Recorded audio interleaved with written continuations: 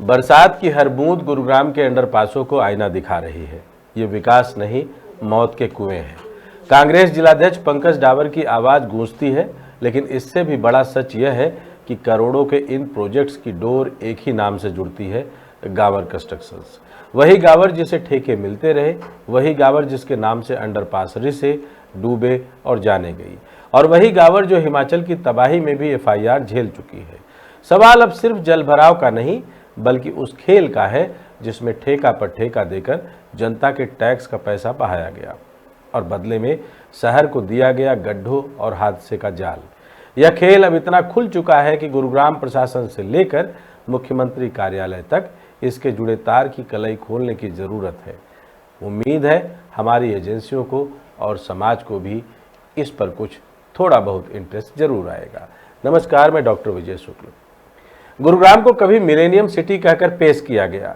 यहाँ बड़ी बड़ी कंपनियों के ऑफिस बने, ऊंची ऊंची इमारतें खड़ी हुई, मॉल्स और कॉलोनियों का विस्तार हुआ, लेकिन इस विकास की चकाचौंध के पीछे असली शहर बार बार डूबता रहा। बरसात होते ही सड़कें तालाब बन जाती हैं और करोड़ों करोड़ रुपए खर्च कर बनाए गए अंडरपास ऐसे मौत के कुएं साबित होते हैं जिनसे निकलना लोगों के लिए जानलेवा हो गया है। राजीव चौक अंडरपास 2016 में गावर कंस्ट्रक्शन को ठेका देकर बनाया गया। लगभग 234 करोड़ रुपए खर्च हुए। उद्घाटन के बाद इसे शहर की ट्रैफिक समस्या का बड़ा समाधान बताया गया, लेकिन उद्घाटन के 1 साल बाद ही बरसात में यह जलाशय में बदलने लगा। कई बार यहाँ पानी इतना भर गया कि वाहन डूबे और लोग फंसे। जुलाई 2025 की बारिश में एक मोटरसाइकिल सवार यहाँ गड्ढे में गिरकर डूब गया। इसके अलावा अलग अलग बरसातों में वहां कम से कम 3 मौतें दर्ज हुई। सिग्नेचर टावर अंडरपास भी इसी पैकेज का हिस्सा था। लगभग 215 करोड़ की लागत से बना और इसे भी गावर कंस्ट्रक्शन ने ही तैयार किया। यहां उद्घाटन के तुरंत बाद ही छत से पानी टपकने लगा। पंपिंग व्यवस्था कमजोर रही और 2019 से हर बरसात में यह डूबता रहा। 2022 की बरसात में यहाँ एक ऑटो चालक और उसमें बैठी महिला की मौत हो गई जब पानी में गाड़ी फंस गई और बाहर निकलने का रास्ता नहीं मिला। इस अंडरपास को लेकर जनता ने बार बार इसे मौत का फंदा कहा। IFFCO चौक अंडरपास की लागत लगभग 285 करोड़ रुपए रही। इसे भी गावर कंस्ट्रक्शन ने बनाया। यहाँ भी पंपिंग सिस्टम अधूरा निकला। उद्घाटन के बाद से ही बरसात में डूबने की घटनाएं बार बार होती रही। 2023 में तेज बरसात के दौरान एक कार यहाँ फंस गई और उसमें दम घुटने से 2 लोगों की मौत हुई। इस घटना ने जनता के गुस्से को और बढ़ा दिया।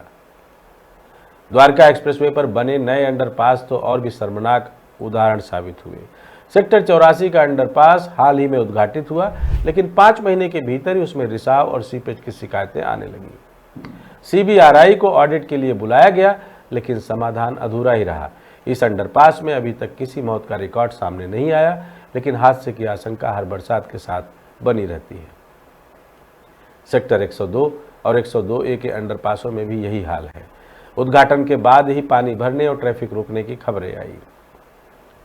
अगर पिछले 10 साल का आंकड़ा देखें तो गुरुग्राम के अंडरपासों में सीधे हादसों और जल भराव से कम 10 से 12 लोगों की मौत हो चुकी है। जुलाई 2025 की बारिश में अकेले 8 लोगों की जान गई, जिनमें 3 घटनाएं अंडरपासों से जुड़ी थी। यह आंकड़ा आधिकारिक रिपोर्टों और मीडिया खबरों में दर्ज है। इस पूरी कहानी में पैटर्न साफ दिखता है। 2016 में ठेका गावर कंस्ट्रक्शन को दिया गया। कंपनी ने अंडरपास बनाए, उद्घाटन हुआ और नेताओं ने रिबन काटे, लेकिन जल्द ही खामियां सामने आई। GMDA और NHI ने एक दूसरे पर जिम्मेदारी डालनी शुरू की, या यूं कहें एक अलग तरीके का खेल शुरू किया। नगर निगम ने कहा कि उनके पास साधन नहीं है। नतीजा यह हुआ कि जनता बरसात में डूबती रही, हादसों में मरती रही और सरकार सिर्फ अगले साल का वायदा करती रही। अब ठेका पर ठेका के खेल की बात करें।